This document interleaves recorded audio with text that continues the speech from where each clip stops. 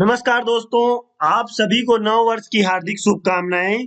इस वीडियो में हम डिस्कस करेंगे कि रिकरिंग डेसिमल्स को कैसे ऐड और सब्ट्रैक्ट किया जाए। अक्सर इससे रिलेटेड क्वेश्चन एग्जाम में आ जाते हैं और स्टूडेंट्स को इसका प्रोसीजर ना पता होने की वजह से वो इसे अटेम्प्ट नहीं करते हैं।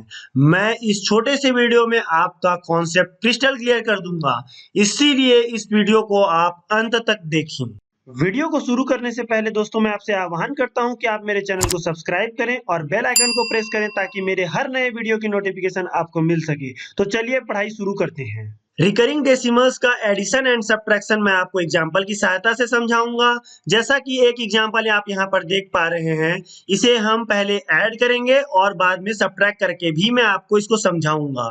तो दोस्तों, एडिशन और सब्ट्रैक्शन के लिए एक हमें प्रोसीजर को फॉलो करना है। ये प्रोसीजर अगर आप समझ गए तो इसका मतलब आप इसे कुछ मिनटों में ही बना लेंगे। इसके लिए सबसे पहले आपको दिए गए नंबर्स को 3 पार्ट में डिवाइड करना होगा। ये 3 पार्ट इस तरह से होंगे, जिसमें कि पहला पार्ट या फिर लेफ्ट साइड पार्ट कहें, वो क्या होगा, integer and non recurring decimal digits. मतलब कि इंटीजर इसमें क्या है, देखिए 3 इसका इंटीजर है, इसका 1 इंटीजर है। And non recurring decimal digits कौन कौन से हैं, इसमें देखिए ये दोनों ही रिपीटिंग डिजिट्स हैं, मतलब कि रिकरिंग डिजिट्स हैं। इसमें तो एक भी नॉन रिकरिंग डिजिट्स नहीं है, जबकि इसमें एक नॉन रिकरिंग डिजिट है, वो क्या है, 4 है।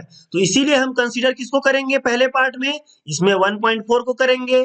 तो अगर इसमें मैं 1.4 को करूंगा तो इसमें भी कैसे लिखूंगा दोस्तों, जी हाँ, यहाँ पर 3 को तो करना ही है क्योंकि इंटीजर है। साथ में क्योंकि पॉइंट के बाद मैं यहाँ एक डिजिट लिख रहा हूँ, इसीलिए यहाँ पर भी मैं एक डिजिट लिखूंगा जो कि 7 है। अब अगले पार्ट या फिर मिडिल पार्ट, सेकेंड पार्ट बोले या फिर मिडिल पार्ट में हम कितने नंबर ऑफ डिजिट लिखेंगे, LCM of number of recurring decimal digits in all the numbers. देखिए सेकेंड पार्ट में कितने नंबर ऑफ डिजिट होंगे, जितना कि एलसीएम होगा, किसका किसका एलसीएम, दोनों, यहाँ 2 नंबर है तो दोनों नंबर के रिकरिंग डेसिमल डिजिट्स का नंबर।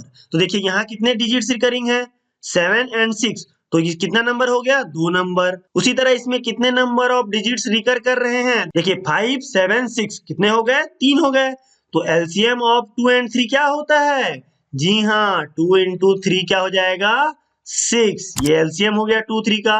तो इसीलिए यहाँ पर मिडिल पार्ट में हम 6 नंबर ऑफ डिजिट लिखेंगे।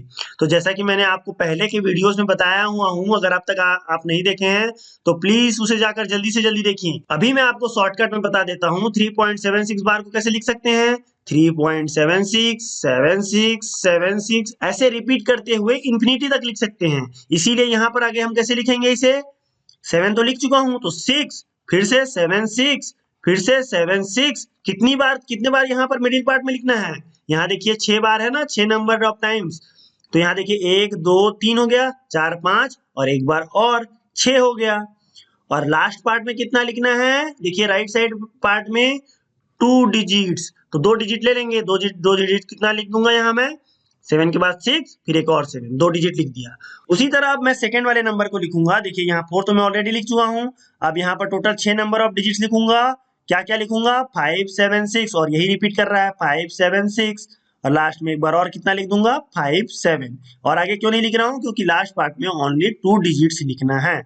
अब इसको मैं चाहूं तो एडिशन करूं या फिर सब्ट्रैक्शन करूं। मैं पहले आपको एडिशन करके बताता हूं। अगर मैं एडिशन करूंगा तो क्या होगा, देखिए दोस्तों, 7 7 14, 14 का 4, ऊपर में कैरी आया 1, 6 1 7 प्लस 5 12, 12 का 2, ऊपर में आया 1, 7 प्लस 1 8, और 8 और 6 14 का 4, ऊपर में आया 1। उसी तरह आगे भी मैं कर देता हूं, आप जल्दी से, आप लोग इसे ध्यान से देख लीजिएगा।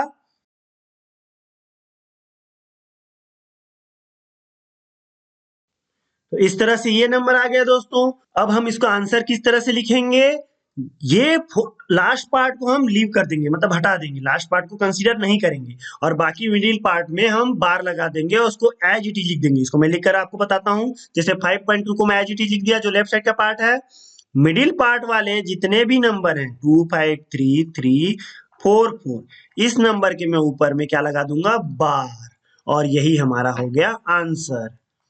ये हो गया एडिशन का। उसी तरह मैं आपको सब्ट्रैक्शन का करके बताता हूं। जैसे कि अगर सब्ट्रैक्शन का करेंगे तो यहाँ क्या हो जाएगा, 7 में 7 जाएगा तो जीरो। यहाँ पर मैं लाइन खींच दे रहा हूं आगे से ताकि आपको समझ में आए। उसी तरह 6 में 5 जाएगा तो 1, 7 में 6 गया तो 1। आगे भी मैं आपको करके बता देता हूं, आप इसे देख लीजिए ध्यान से। तो इस तरह से ये आ गया। अब इसे हम फाइनली कैसे लिख सकते हैं? सिमिलरली इसी की तरह इसको एज इट इज लिखेंगे। एज इट इज मतलब 2.3। और आगे के नंबर को कैसे करेंगे? जो मिडिल वाले पार्ट में है उन नंबर्स को हम बार लगा देंगे और लास्ट पार्ट वाले डिजिट्स को इग्नोर करेंगे। तो ये हमारा सब्ट्रैक्शन हो गया और ये एडिशन हो गया। इस तरह से दोनों का आंसर आप समझ गए। मैं आपको एक और एग्जांपल की सहायता से समझाता हूं। ये देखिए यहाँ पर दो नंबर दिया गया है, दोनों रिकरिंग डेसिमल्स हैं, इन्हें ऐड करना है। तो पहले वाले पार्ट में हम क्या लिखते हैं? इंटीजर। तो पहले वाले नंबर का अगर मैं इंटीजर लिखूं तो क्या है? Integer and non recurring decimal digits को लिखना है। तो इसमें नॉन रिकरिंग डेसिमल डिजिट है, मतलब कि ऐसा कोई डिजिट है जो कि रिपीट नहीं हो रहा है? जी नहीं, सारे डिजिट रिपीट हो रहे हैं। तो मैंने 324 लिख दिया।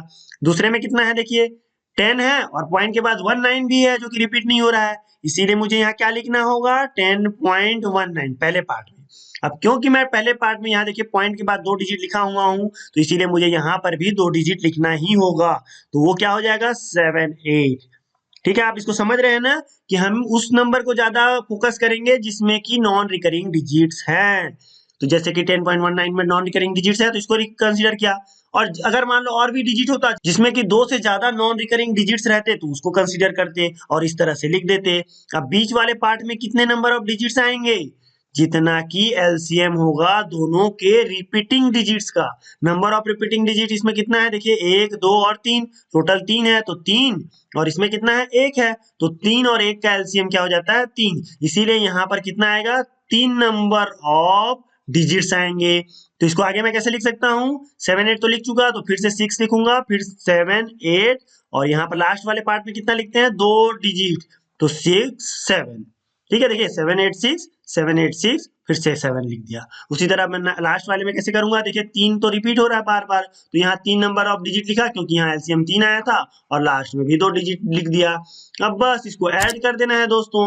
ऐड के लिए सिंपली ऐड कर देना है नंबर्स को। तो 7 3 कितना हो गया? 10। 10 का 0 ऊपर में आया 1, 6 1 7 प्लस 3 फिर से 0 हो गया, ऊपर में आया 1। इसी तरह मैं ऐड करके आपको बता दे रहा हूँ, आप इसे गौर कीजिएगा।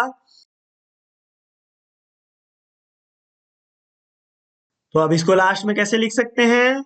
ये दोनों को इग्नोर करना है और बीच में जितने भी मिडिल पार्ट में जो भी है उसके ऊपर बार लगेगा, बाकी ये एज इट इज लिखना है।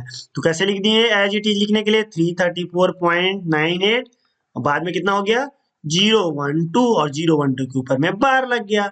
तो यही हमारा क्या हो गया? आंसर। बड़ा ही आसान था दोस्तों। इस तरह से हम आसानी से समझ गए कि रिकरिंग डेसिमल्स का एडिशन एंड सब्ट्रैक्शन कैसे करना है। इसका आप सब्ट्रैक्शन भी करके देख सकते हैं। अगर इसको माइनस कर देंगे तो सब्ट्रैक्शन आ जाएगा। सिमिलरली मिडिल पार्ट में जो भी आएगा उसके ऊपर बार लिखना है, आखिरी के 2 को इग्नोर करना है और उसको एज इट इज लिख देना है, जैसे कि मैंने यहाँ किया है। इस तरह से आप समझ गए। आप लोगों के लिए मैं एक क्वेश्चन देख रहा हूँ, मुझे उम्मीद है कि आप ये क्वेश्चन को आराम से बना लेंगे। इसका आंसर कमेंट सेक्शन में दें। अगर अब तक आप इस वीडियो को देख रहे हैं इसका मतलब कि ये वीडियो आपको अच्छा लगा, और अच्छा लगा तो प्लीज इसे लाइक करें और अपने दोस्तों में ज्यादा से ज्यादा शेयर करें, और कमेंट सेक्शन में बताएं कि नेक्स्ट किस टॉपिक पे आप मेरा लेक्चर चाहते हैं। मैं उस टॉपिक पे अपना लेक्चर लेकर जरूर आऊंगा। धन्यवाद दोस्तों। जय हिंद। पढ़ते रहिए, आगे बढ़ते रहिए।